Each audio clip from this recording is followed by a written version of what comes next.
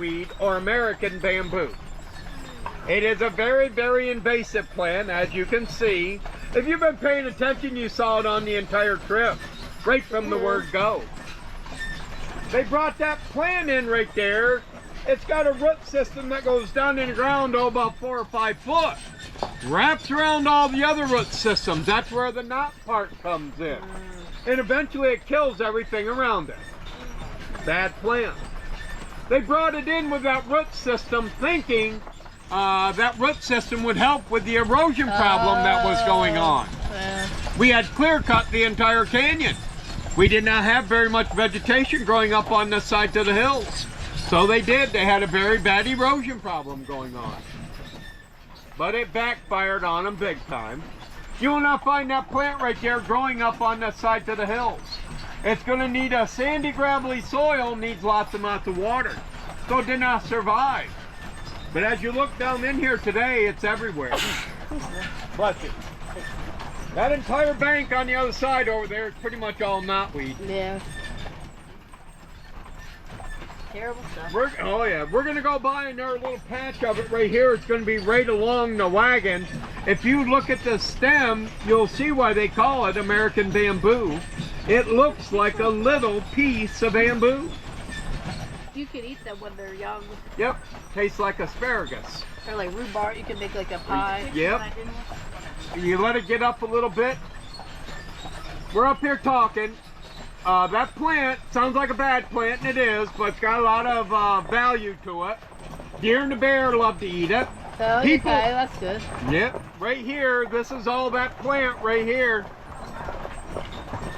You look at the stem, you'll see why they call it American bamboo. Yeah. It looks like a little piece of bamboo. You fall asleep, or you giving them an up close personal? An up close personal. I knew what you were doing.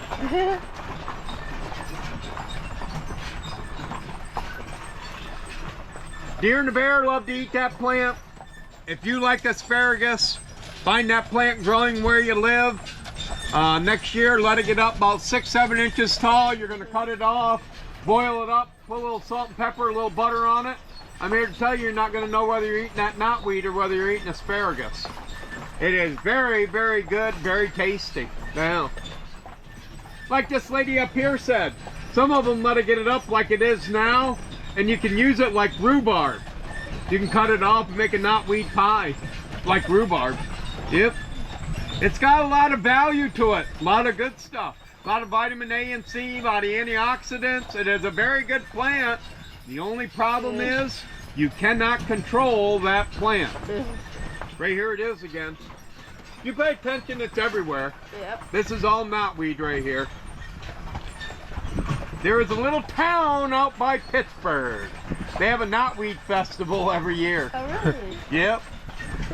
Last year we had a couple on the wagon. They had just came from it. I was talking to the lady.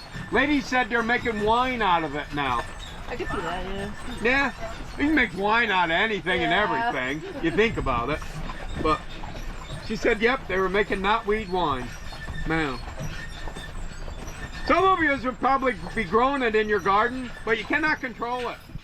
Yeah. Once you get her going, get out of the way, it's all over with. They have tried down here, they burned it, dug it up, sprayed it, they've done everything. Every time you mess with that plant, it comes back harder the next year. So right now, we're at the point where we just deal with it. You have to. Yeah. Bad plant. Man, as far as that goes, bad plant.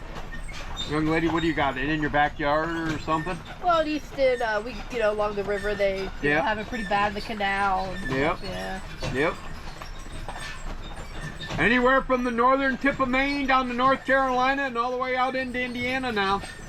If you live anywhere where I just mentioned or know somebody that does, they got that knotweed growing somewhere where they live. Guaranteed. Now, the plant will die in the fall. That is how it populates itself. It's going to fall down into the creek here, and it'll start floating around all over. Do not need any of the root system to get that going. Little pieces of stem in the right area, in the right condition, it'll root itself and away it goes. That is how invasive that plant is. That's how it's all over the place. Do the leaves turn in the fall Yep. to red? Well, sort of, ma'am. Yeah, they're not like ours, but they will get a tint to them. The big thing in the fall, about the beginning of August, first, second week of August, it'll get a big white flower on top of it. And not just one. There will be 3 or 4 of them on the top of that. If we get a piece close again, you'll see how the plant will go up and then it starts going off to the side and there is a little shoot coming off. Each one of them shoots will have a white flower coming off from it. And the flower gets about, oh, yay big. So you look around down in here right now, look at all the knotweed and kind of envision it with a big white flower on it. That's pretty cool. Oh, it's gorgeous down in here. And it'll last for 2-3 weeks, depends on what the weather does, and then it starts going the other way. But it is beautiful at that time period. Now, that little island right there is all knotweed except for the big sycamore tree at the end and a little bit of the natural plants in the front right here. Other than that, that island right there is all knotweed. This bank up ahead of us here, that is all knotweed on the other side over there.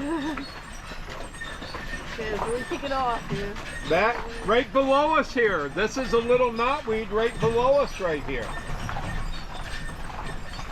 So just look around, you see everything that's knotweed down in here. Put a big white flower on top of it. Oh, I'm telling you. That plant's normally about 8 foot tall. Normally. We're going to have a very good year this year. We have had so much rain in that. If it warms up like they are predicting, it is a bamboo, that plant's going to be 10, 12 foot tall.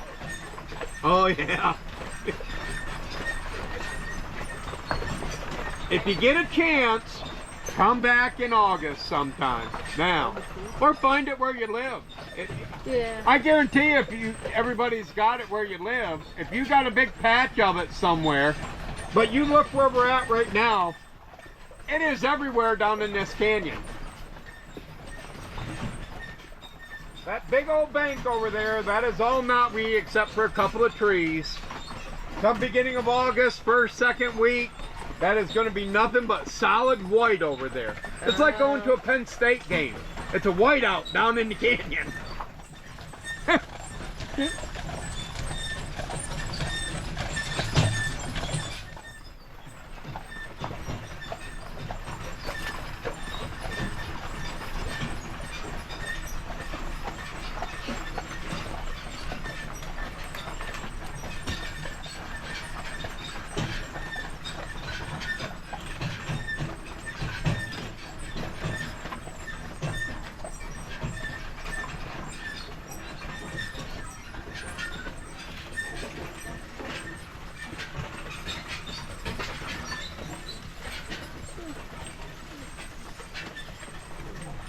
That didn't turn out too bad. It's a little chilly down in here, but I was afraid we were going to get a shower or two down in here, but I don't think it's going to be too bad now.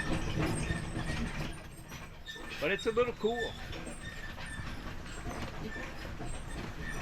Just what's the white duck over there? I saw that earlier. It's not a duck, it's foam. It's hard to believe It looked like a duck, but there is a merganser duck in behind it there. You can see Mom and her little ones there again. But the white one, I figured I'd get somebody. It's just foam that's gathered up in the eddy right there. They call that an eddy.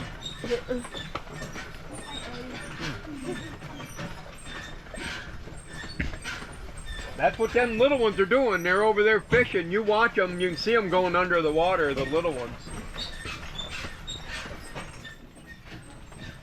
There they go. Oh.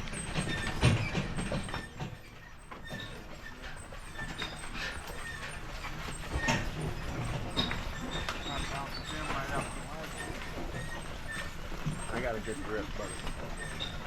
That little slip the other day woke me up. It was all wet. No, buddy, I'm grabbed ready to hold now. Boy, they're going right to town over in that eddy. They're diving and swimming, floating around and everything over there.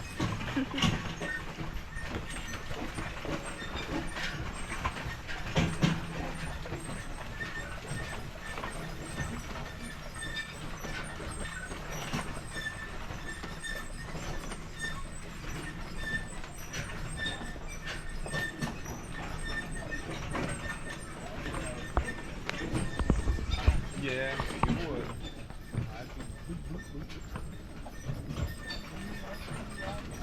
That does tell you something. It might not be quite that nice either.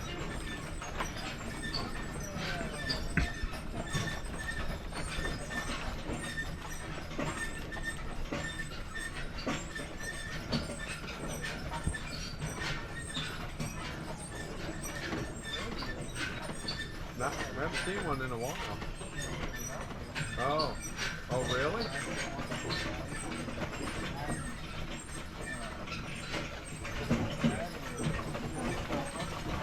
Uh-oh.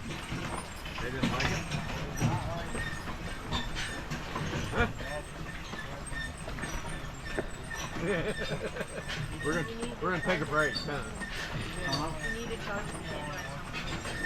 Or, Charge the camera at some point. oh, It's almost dead.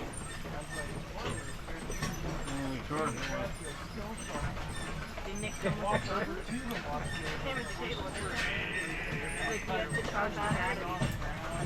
Yeah, I don't need to see the battery.